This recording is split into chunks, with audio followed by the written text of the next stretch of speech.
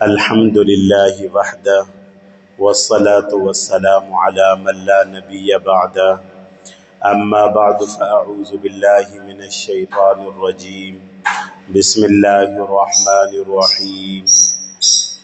رب هب لي من الصالحين فبشرناه بغلام حليم فلما بلغ معه السعي قال يا بني إني أرى في المنام أني أذبحك فانظر ماذا ترى وقال النبي صلى الله تعالى عليه وآله وسلم الكيس من دان نفسه وعمل لما بعد الموت والعاجز من أتبع نفسه هواها وتمنى على الله الأماني صدق الله وصدق رسوله النبي الكريم۔ برادران اسلام، سامعین، دوستو، آج ہمارے اس جمعے کا موضوع حج بیت اللہ کیوں ہوا، کس وجہ سے، کن اعمال کی وجہ سے ہوا، کس شخصیات کی وجہ سے آج پوری دنیا کے لوگ وہاں حج پر جمع ہیں۔ اس سارے کا سارا کردار، سارا یہ عمل حضرت ابراہیم علیہ السلام اور اماں ہاجرہ علیہ السلام کی وجہ سے۔ حضرت ابراہیم علیہ السلام اولو العزم پیغمبر اور بہت بڑے نبیوں میں سے ہیں کہ قرآن پاک میں جن 25 نبیوں کا ذکر اللہ نے فرمایا، ان میں حضرت ابراہیم علیہ السلام کا بھی کئی جگہ ذکر فرمایا، کیونکہ جتنے بھی انبیاء علیہ السلام آیا کرتے تھے وہ اللہ کے پیغمبر اور اللہ کے نبی ہوا کرتے تھے۔ ہر معاملے میں وہ اللہ کے محتاج ہوتے تھے، اور اس وقت میں اللہ پاک اپنے ان منتخب نبیوں کو بھیجتا تھا جس وقت میں عوام سرکش ہو، اس وقت کے اندر اللہ سے عوام دور ہو۔ تو حضرت ابراہیم علیہ السلام جس دور میں پیدا ہوئے، جس دور میں چل رہے تھے، تو وہ بت پرستوں کا دور تھا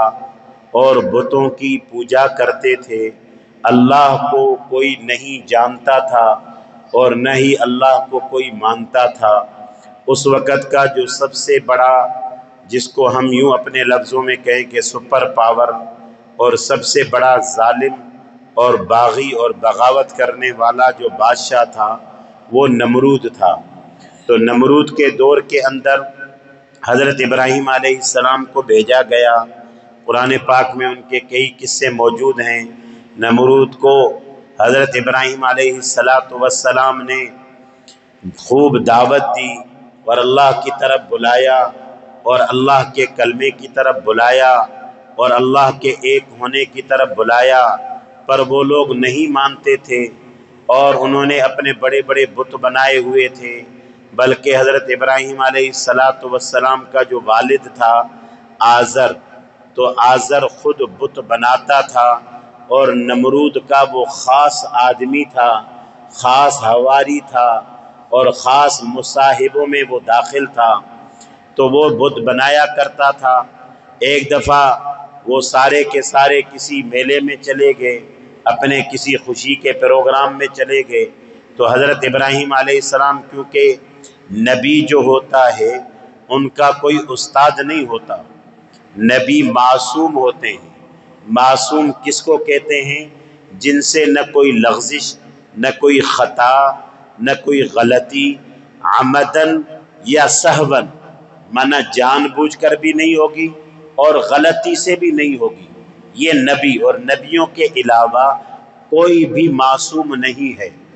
کوئی بھی محفوظ نہیں ہے۔ یہ حضرات انبیاء علیہ السلام یہ معصوم بھی ہوتے تھے اور محفوظ بھی تھے، ہر قسم کی لغزش سے محفوظ تھے۔ تو ان کا کوئی استاد نہیں ہوتا، نبیوں کا کوئی استاد نہیں ہوتا۔ نبیوں کو اللہ پاک وحی کے ذریعے سے جبرائیل امین جو سید الملائکہ، جس کو روح القدس بھی کہا جاتا ہے، وہ آیا کرتا تھا۔ اللہ کا پیغام، جس طرح اللہ نے پیغام دیا من وعن، وہی پیغام اپنے نبیوں کے پاس وہ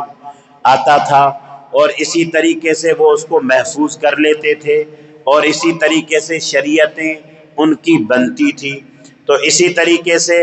حضرت ابراہیم علیہ السلام کو اللہ رب العزت نے نبی بنایا، اور وہ ایسا نبی کہ جس کو خلیل اللہ کا لقب، موسیٰ علیہ السلام کو کلیم اللہ کا لقب ملا، اور سلیمان علیہ السلام کے لیے اللہ رب العزت نے ساری کائنات کی مخلوقات کو تابع کر دیا، ہوا تک کی تابع تھی۔ تو حضرت ابراہیم خلیل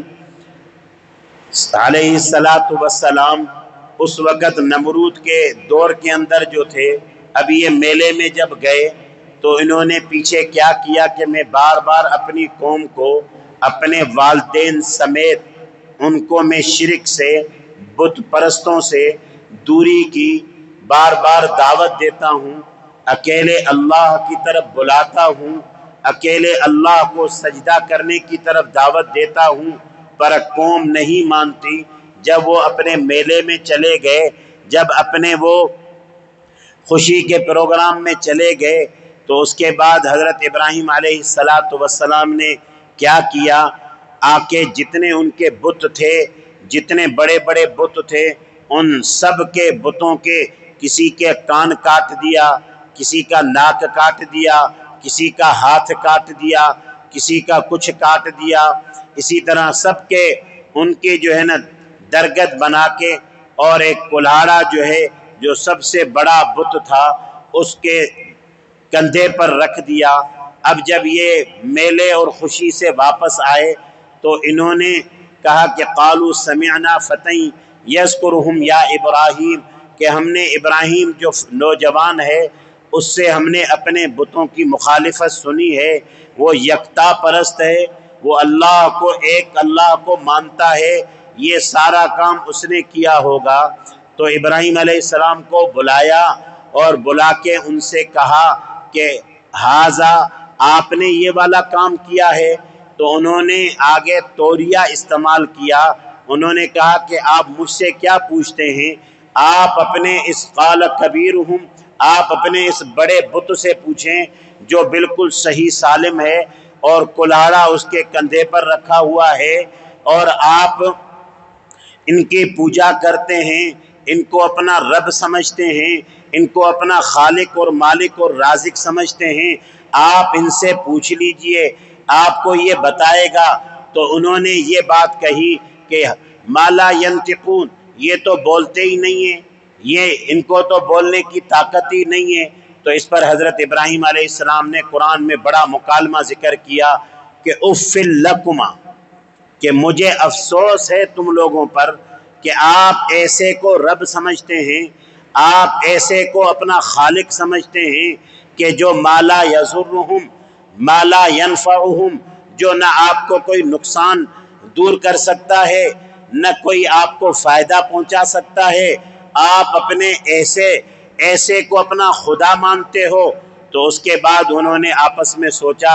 کہ کیوں نہ ہم ایسا عمل کریں کہ اس نوجوان کو سبق سکھائیں، اور حضرت ابراہیم علیہ السلام کے لیے نمرود کے حکم سے بہت بڑی آگ کو تیار کیا گیا، ایسی بڑی آگ تھی کہ اس کے اوپر سے کوئی پرندہ بھی نہیں گزر سکتا تھا، اور میلوں دور اس کے قریب سے بھی کوئی جانور یا پرندہ اگر آتا تو وہ جھلس جاتا اور وہ مر جاتا۔ اسی طرح نہ اوپر سے نہ دائیں سے نہ بائیں سے اتنی بڑی آگ کا آلہ تیار کیا، اور تیار کر کے اب یہ سوچ میں پڑ گئے کہ اب اس آگ میں جو میلوں دور سے ہم جا نہیں سکتے، اب حضرت ابراہیم علیہ السلام کو اس آگ میں ڈالنا ہے اور جلانا ہے، اور ان کو ہمیشہ کے لیے ختم کرنا ہے۔ پوری حکومت ایک طرف ہو گئی، ایک داعی، ایک پیغمبر، ایک رسول، ایک حق پرست کے لیے سب کے سب جمع ہو گئے، اور آگ بھی تیار ہو گئی۔ تو شیطان نے ان کو بتایا کہ کیوں نہ ایک منجنیق کے طور پر، جو منجنیق ہوتی تھی جس سے قلعوں کی دیواروں کو توڑا جاتا تھا، بڑے بڑے پتھر رکھ کر اور نشانہ بنایا جاتا تھا، اس کی طرف اشارہ کیا، وہ سمجھ گئے، منجنیق تیار کی گئی اور حضرت ابراہیم علیہ السلام کو جب اس میں ڈالا جا رہا تھا، اس منجنیق میں رکھا گیا، تو اس کے بعد آتا ہے کہ آسمان پر تہلکہ ہو گیا اور فرشتے چیمیں گوئیاں کرنے لگ گئے کہ ابراہیم خلیل ہے، ابراہیم اولو العزم پیغمبر ہے، اللہ کا دوست ہے، اللہ کا بہترین نبی ہے، اور ان کو اتنی بڑی آگ میں ڈالا جا رہا ہے، آیا کیوں نہ اس کی مدد کریں؟ تو اللہ رب العزت سے پوچھا کہ ہمیں آپ اجازت دو، تو بارش کا، پانی کا فرشتہ آیا، پہاڑوں کا، ہواؤں کا فرشتہ آیا، زمین کا فرشتہ آیا، یہ سب باری باری ابراہیم علیہ السلام کے پاس آئے کہ ہم آپ کی مدد کریں، آپ ہمیں حکم کریں، ہم ہوا کو چلائیں، یہ آگ ختم ہو جائے گی۔ بارش والے نے کہا ہم پانی کو چلائیں، ہم اتنی بارش کریں کہ یہ آگ ختم ہو جائے گی۔ پہاڑوں والوں نے کہا کہ ہم پہاڑوں کو ملا دیں اور یہ آگ ختم ہو جائے گی۔ زمین والے نے کہا کہ ہم جو ہے اس زمین پر، ہمارا قبضہ اللہ نے ہمیں دی ہے، ہم زمین پر ایسا کام کریں گے یہ آگ بجھ جائے گی۔ ہر طرح کے کئی فرشتے آئے، پر کیونکہ نبی کی دل اور نبی کا مزاج اور نبی کا دعویٰ اور نبی کی زبان اور نبی کا دماغ اور نبی کے جذبات اللہ کے علاوہ کوئی بھی ذرہ غیر نہیں ہوتا تھا، ہر قسم کے صفاتی اور ہر قسم کے ذاتی شرک سے وہ پاک ہوتے تھے کہ دل میں کسی کو نہ معبود سمجھتے تھے، نہ کوئی خدا سمجھتے تھے، اور نہ ہی کیونکہ شرک ذرہ بھی اگر رائی کے دانے کے برابر بھی شرک ہوگا، کسی سے مدد کی امید ہوگی اللہ کے علاوہ، تو فرمایا یہ شرک ہے اور یہ مشرک کبھی جنت میں نہیں جائے گا۔ اللہ نے قرآن میں فرمایا ان اللہ لا یغفر ان یشرک بہ ویغفر ما دون ذلک لمن یشاء، بے شک جو اللہ کی ذات کے یا اللہ کی صفات میں کوئی شرک کرتا ہے اور اللہ کو شریک بناتا ہے تو فرمایا اس کو میں کبھی معاف نہیں کروں گا۔ وَيَغْفِرُ مَا دُونَ ذَلِكَ لِمَن يَشَاءُ، اس مشرک کے علاوہ، اس شرک کے علاوہ جس کو چاہے میں معاف کر دوں۔ کسی بھی انسان کو اللہ کے علاوہ، نبی ہو یا ولی ہو یا کتب ہو یا غوث ہو یا اہل بیت ہو یا اللہ کا آخری نبی ہو، اور اس سے مدد مانگنا یا اس کو مشکل کشا سمجھنا یا اس کو حاجت روا سمجھنا یا اس کو یہ سمجھنا کہ یہ میرے کام کرے گا، تو فرمائے یہ شرک ہے۔ تو ابراہیم علیہ السلام، میں نے جیسے پہلے عرض کیا کہ نبیوں کا استاد اللہ ہوتا ہے، کوئی انسان استاد نہیں ہوتا۔ تو جب ابراہیم علیہ السلام کے پاس سامنے آگ تھی، سامنے موت تھی اور سب کے سب فرشتے جمع ہو گئے، تو ابراہیم علیہ السلام نے اپنے دل اور دماغ کو ذرے سے بھی متاثر نہیں ہونے دیا۔ یہ آگ کیا چیز ہے، اگر اس طرح کے 100 اور قسم کے میرے لیے ہتھ کنڈے بنا لیں، میں اللہ کے علاوہ کسی کے سامنے نہ جھکوں گا اور نہ جھکنا چاہیے۔ اور فرشتوں کو انہوں نے صاف انکار کر دیا کہ آپ کو اللہ نے بھیجا، کہا نہیں، ہم خود اللہ سے اجازت لے کر آئے ہیں، آپ خلیل اللہ نبی ہیں، آپ پیغمبر نبی ہیں، آپ اولو العزم نبی ہیں، تو اس وجہ سے ہم پوچھ کر آئے ہیں۔ تو اللہ کے رسول نے، اللہ کے پیغمبر خلیل اللہ نے کیا جواب دیا؟ کہنے لگے مجھے آپ کی کوئی ضرورت نہیں ہے۔ جب ان کو منجنیق میں ڈال کر اور آگ کی طرف دھکیلا گیا اور اس آگ میں وہ جو داخل ہونے لگے تو ان کے دل میں ذرہ شرک نہیں تھا، ذرہ مخلوق سے خوف نہیں تھا، ذرہ مخلوق کی محبت نہیں تھی۔ دنیا جہان فرشتے جب انسان ہم آپ دیکھیں کسی پریشانی میں آ جاتے ہیں تو ہم اور آپ سویں راستے تلاش کرتے ہیں. راستے ہمیں نہیں تلاش کرنے چاہیے. راستہ صرف ایک اکیلے اللہ کا راستہ ہے. اللہ کے راستے کے علاوہ کوئی بھی مشکل کشا دنیا میں نہ ہے نہ ہوگا تا قیامت. یہ بات ہے. ابراہیم علیہ السلام کے دل میں ذرہ بھی غیر نہیں تھا.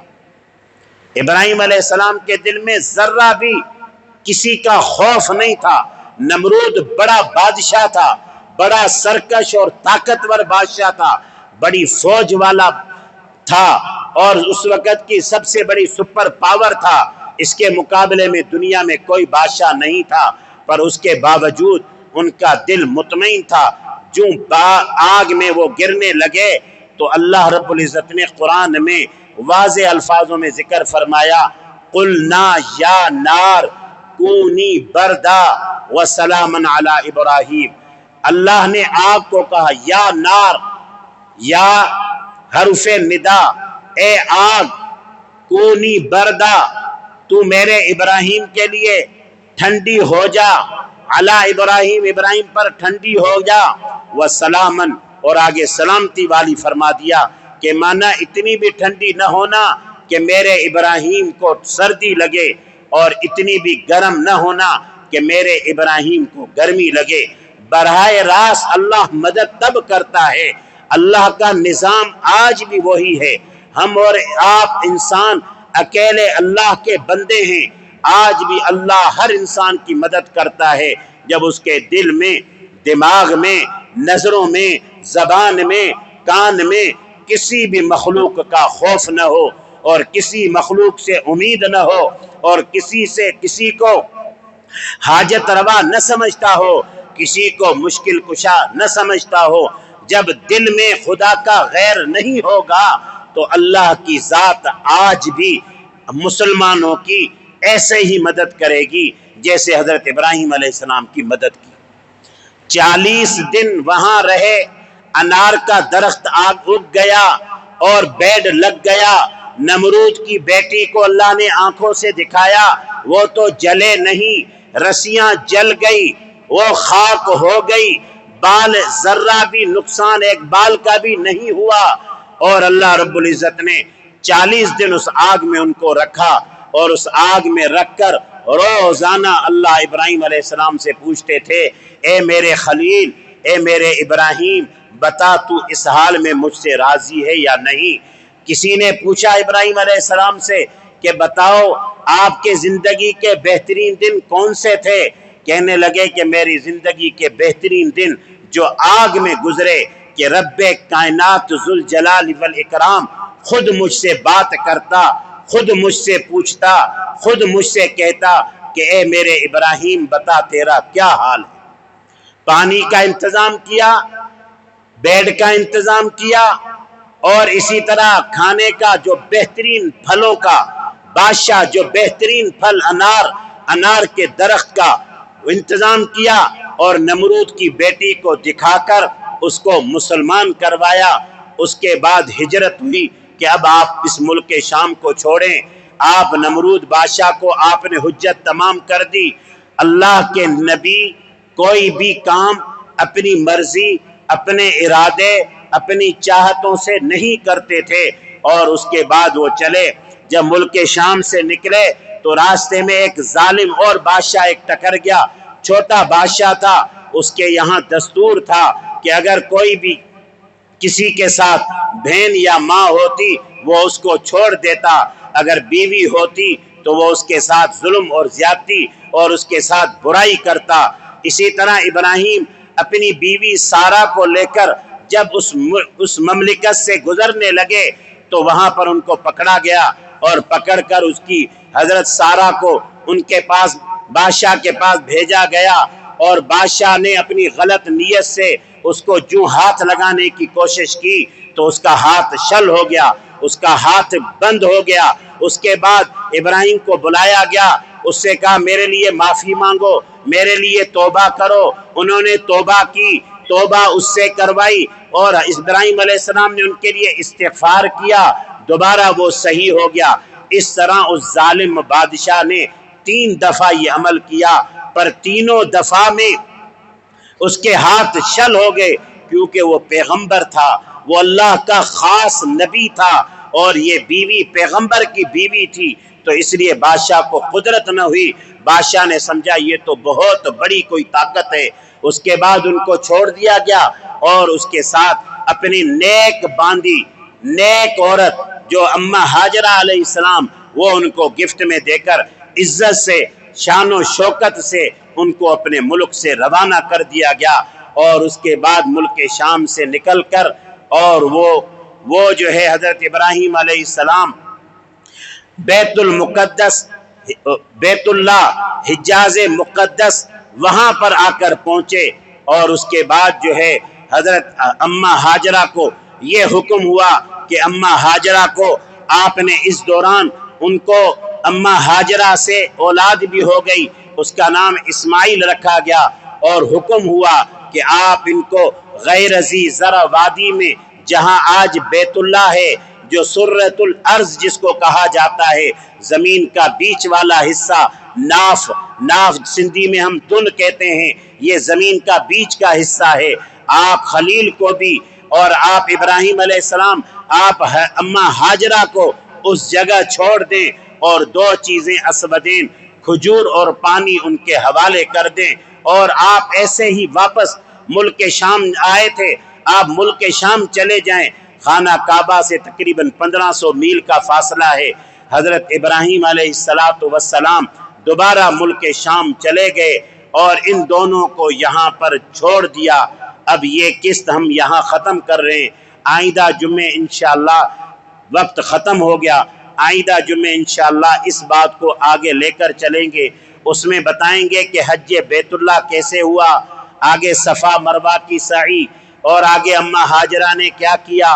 آگے اسماعیل علیہ السلام کی، پھر خانہ کعبہ تعمیر کیسے ہوا، پھر اس کے بعد جو قربانی ہم جو کرتے ہیں، یہ قربانی واجب کیوں ہوئی، یہ آگے قربانیوں کے دن چل رہے ہیں، تو انشاءاللہ یہ 2-3 جمعوں میں یہ قسط وار آپ کے سامنے مدلل اور مفصل قرآن اور حدیث سے، یہ جو باتیں میں نے آپ کو کہی، یہ تاریخی باتیں نہیں کہی، یہ مدلل قرآن اور حدیث سے واقعات اور قصے یہ آپ کو میں نے عرض کیے۔ آئندہ اب یہاں ابراہیم علیہ السلام نے ان کو چھوڑا، ماں بیٹے کو چھوڑا، ہاجرہ اور اسماعیل علیہ السلام ذبیح اللہ کو چھوڑا، اور مصر واپس چلے گئے، اور انشاءاللہ پھر یہاں سے زندگی نے وفا کی۔ تو انشاءاللہ العزیز آئندہ جمعے کو یہاں سے ہم اپنا موضوع شروع کریں گے۔ اللہ پاک ہمیں نبیوں کے، صحابہ کے، اہل بیت کے نقش قدم پر چلنے کی توفیق عطا فرمائے۔ وآخر دعوانا الحمد للہ رب العالمین۔